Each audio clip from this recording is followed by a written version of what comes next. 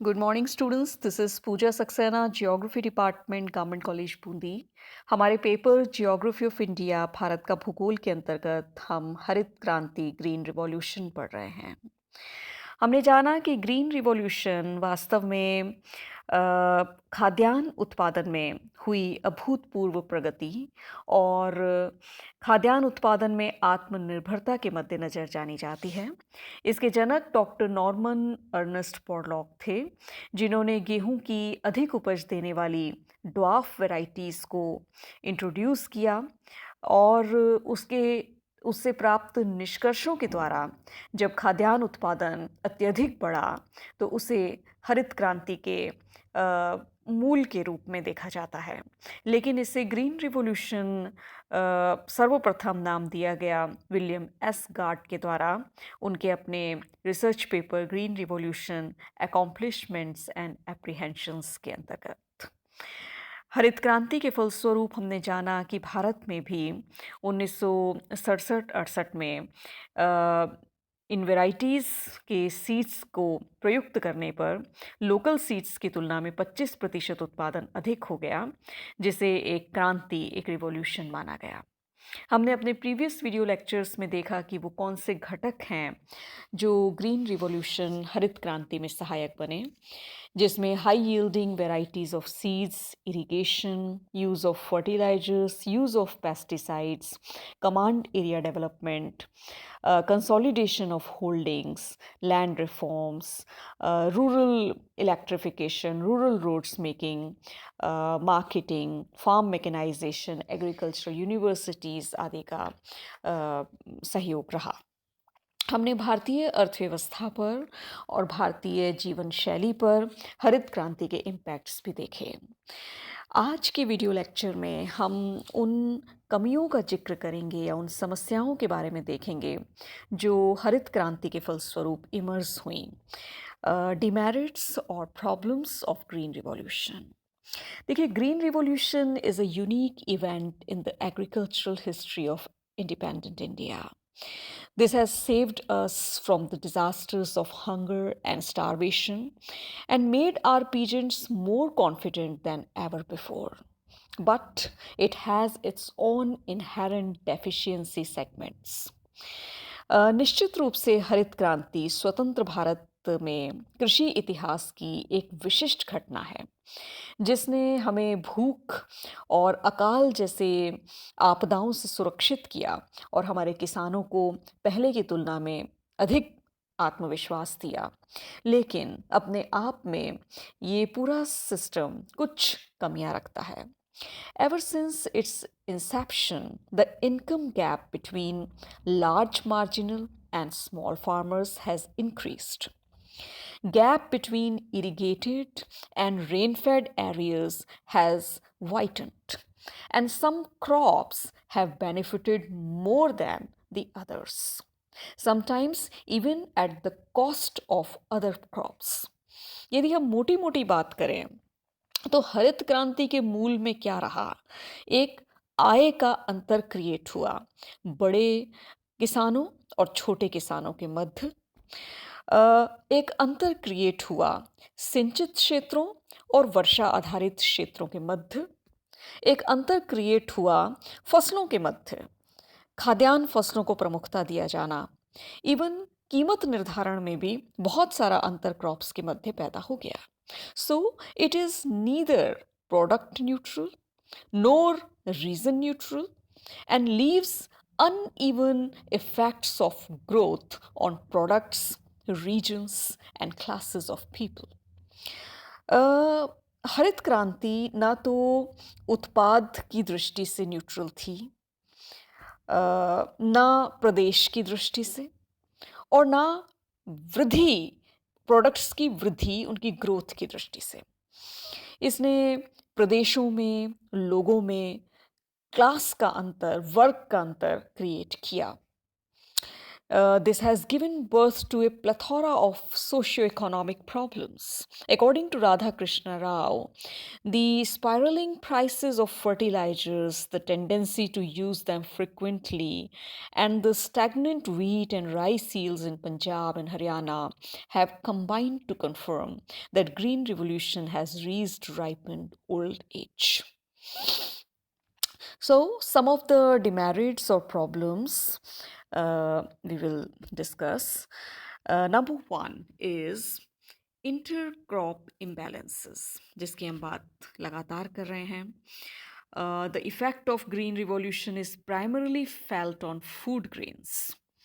जो खाद्यान्न फसलें हैं उन पर हरित क्रांति का सर्वाधिक प्रभाव देखा गया. Although all food grains, including wheat, rice, jowar, bajra, and maize, have gained from the Green Revolution, it is wheat which has benefited the more.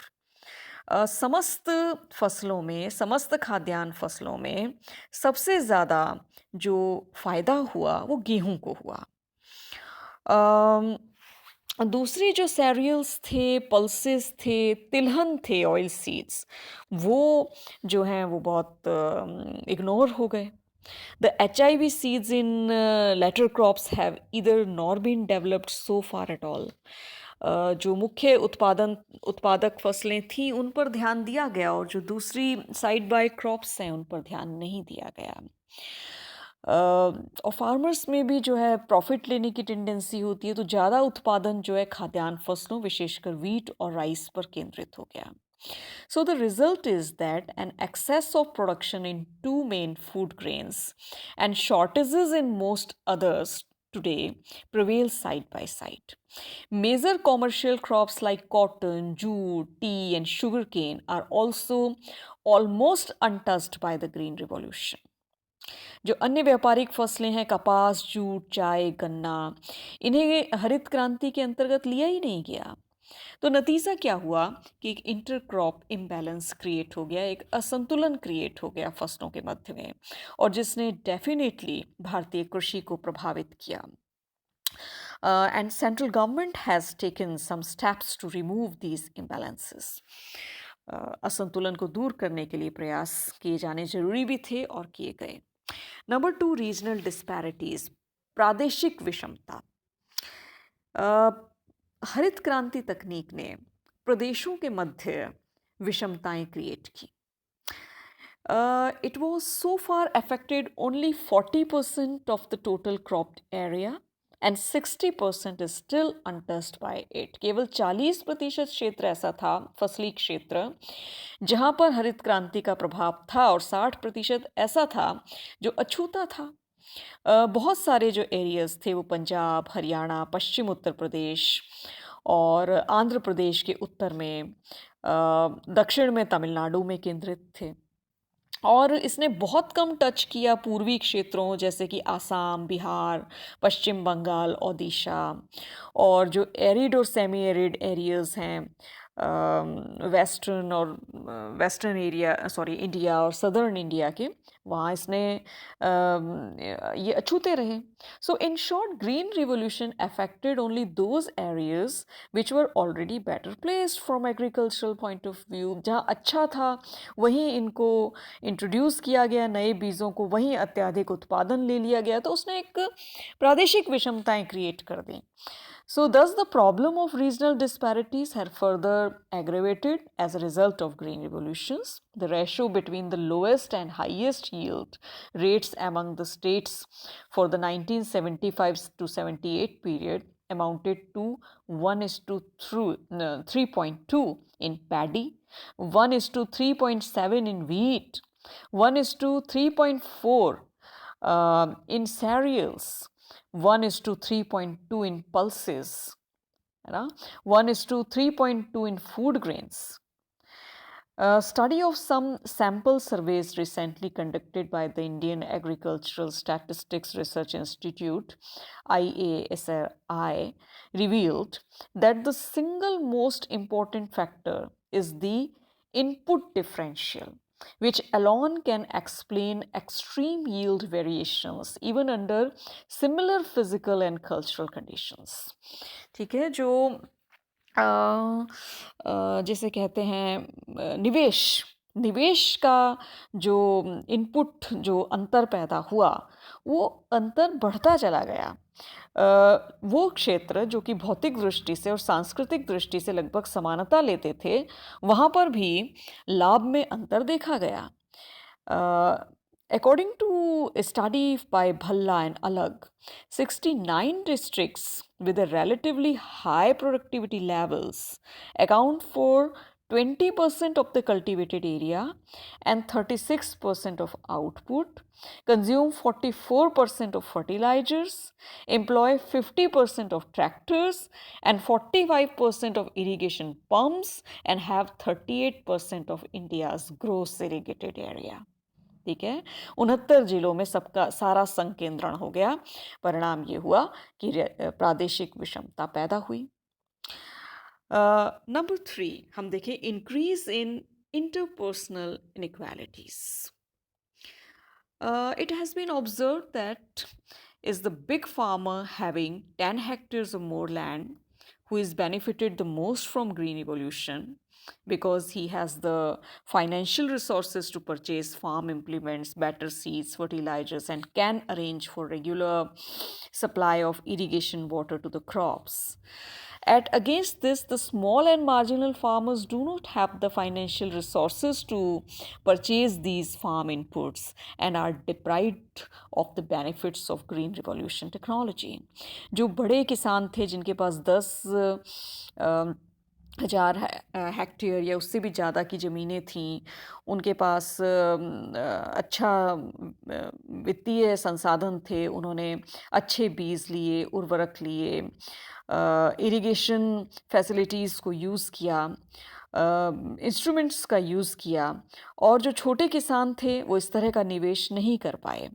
उसके कारण जो है इंटरपर्सनल यानी व्यक्तियों के मध्य में भी असमानता क्रिएट हुई, न सिर्फ प्रदेशों बल्कि व्यक्तियों के मध्य में, बड़ा किसान छोटा किसान, ऐसी विषमताएं पैदा हुई।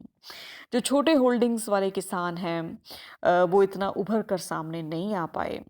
तो ये एक इन शॉर्ट ये कहें कि green revolution has made the rich richer and rendered the poor poorer, resulting in widespread social and economic tensions. अमीर को अमीर ज़्यादा बनाया, गरीब जो है गरीब होता गया, तो एक बड़ा जो है गैप क्रिएट हुआ, एक सामाजिक आर्थिक तनाव जिसे कहते हैं वो क्रिएट हुआ, जिसके मूल में डेफिनेटली हरित क्रांति का प्रभाव रहा।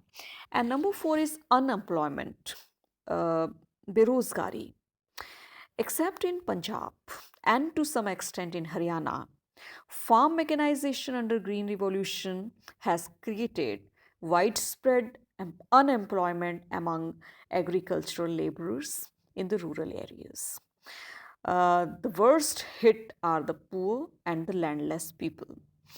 क्योंकि यंत्रीकरण हरित क्रांति की पहली शर्त थी, तो बहुत सा काम मशीनों के द्वारा किया जाने लगा, तो मानव श्रम बेरोजगार हो गया। विशेष रूप से जो गरीब लोग थे या जो भूमि विहीन लोग थे, उनको भारी कीमत चुकानी पड़ी। और अदर प्रॉब्लम्स में हम देखिए agriculture under green revolution has not grown at a rate which was expected in the beginning. शुरुआत में जैसा सोच रहे थे वैसा नहीं हुआ। The differential rates of growth of different crops and their regional variations have already been discussed. Some scholars have expressed serious doubts about the capability of HYV seeds and itself. Analyzing the role played by miracle seeds in the Green Revolution, देखिए जो अधिक लब्धि देने वाले बीज थे उनके बारे में भी जैसे दावे किए जा रहे थे, वैसे वो चमत्कारी बीज साबित नहीं हुए। These seeds are highly responsive to certain key inputs such as fertilizers and irrigation, and as such they should have been called highly responsive varieties. उन्हें उर्वरक और सिंचाई की आवश्यकता रहती थी, तो वो हाईली रिस्पॉन्सिव थे उत्पादन के प्रति शुरू में। According to Shiva, the inevitability of the Green Revolution option was built on neglecting the other avenues for increasing production that is more ecological, such as improving mixed cropping systems, improving indigenous seeds, and improving the efficiency of use of local resources. ठीक है, जो स्थानीय संसाधन थे, स्थानीय बीज थे, स्थानीय तंत्र था, स्थानीय फसल चक्रीकरण व्यवस्था थी, उसको उसको इम्प्रूव किया जाना स्थान विशेष की पारिस्थितिकी को ध्यान में रखते हुए और इन हाई यील्ड वेराइटीज़ का इनोवेशन सबका एक सामंजस्य ज़रूरी था, जो कहीं ना कहीं छूट गया और उसका एडवर्स इम्पैक्ट देखने को मिला। बड़ी मात्रा में जो है अनकंट्रोल्ड पेस्टिसाइड यूज़ प्रारंभ हुआ, जिसकी वजह से एक तो पेस्ट्स में भी रीजनरेशन हो गया, उन्होंने भी रेजिस्ट करना शुरू कर दिया। और दूसरा ये था कि एक्सेसिव यूज़ ग्राउंड वाटर का, रासायनिक उर्वरकों का, तो उसने क्या किया कि ग्राउंड वाटर को भी नीचे ले गया और जो सॉइल की हेल्थ थी, सॉइल की जो उसकी जो अच्छी चीज़ें थी, उसकी जो क्वालिटी थी, उस पर एडवर्सली इफ़ेक्ट डाला, उसको बहुत बुरी तरह से प्रभावित किया। तो हरित क्रांति के ये डिमेरिट्स रहे, ये मुख्य कमियां रहीं। अब हम बात करें suggestions for stability of green revolution in India, जैसे वाइडर एरिया कि ग्रीन रिवॉल्यूशन का जो क्षेत्र था वो 40% कल्चरेबल एरिया तक ही संकेंद्रित रहा। तो इसको इसको इसको विस्तृत करना, वाइडर एरिया में लेके जाना ईस्टर्न रीजन्स में और larger parts of peninsular India में, यानी जो अनअफेक्टेड थी ग्रीन रिवॉल्यूशन से, वहाँ पर मतलब इसको समान रूप से प्रसारित करना ग्रीन रिवॉल्यूशन टेक्नोलॉजी को, ताकि जो कृषि उत्पादन है वो समान रूप से बढ़े और जो प्रादेशिक विषमता है वो दूर हो। Number 2, more crops.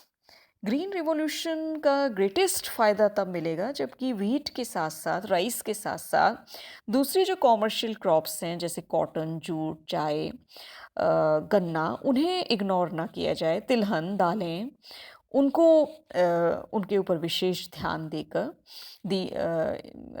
इसे ग्रीन रिवॉल्यूशन के कैनवस में लाकर इनमें इनपुट बढ़ाकर उसे क्रॉप्स का जो इम्बैलेंस है उसको ख़त्म किया जाए। Then irrigation, green revolution has left greater impact in areas which were better served by irrigation facilities. जहाँ पर अच्छी सुविधाएं थी वहाँ उन्होंने बेहतरीन परफॉर्म किया। तो जो माइनर इरिगेशन स्कीम्स हैं, जो ट्यूब वेल्स के लिए, उनको पूरे देश में बढ़ाना। इसी तरह जो स्मॉल फार्मर्स हैं, 85% स्मॉल फार्मर्स हैं इंडिया में, वो ग्रीन रिवॉल्यूशन के फ़ायदों से वंचित ही रहे। उन्होंने फेस भी बहुत किया, वो परेशान भी बहुत हुए, उनका रोज़गार चला गया, उन्हें अपॉर्चुनिटी उस तरह की नहीं मिली जैसा मैकेनाइजेशन खेतों में होना चाहिए। तो जो इंडियन एग्रीकल्चरल डेवलपमेंट है वो ये कहता है कि एक बड़ा आंदोलन करके कंसोलिडेशन हो लैंड होल्डिंग्स की और सभी को समान रूप से फ़ायदा मिले।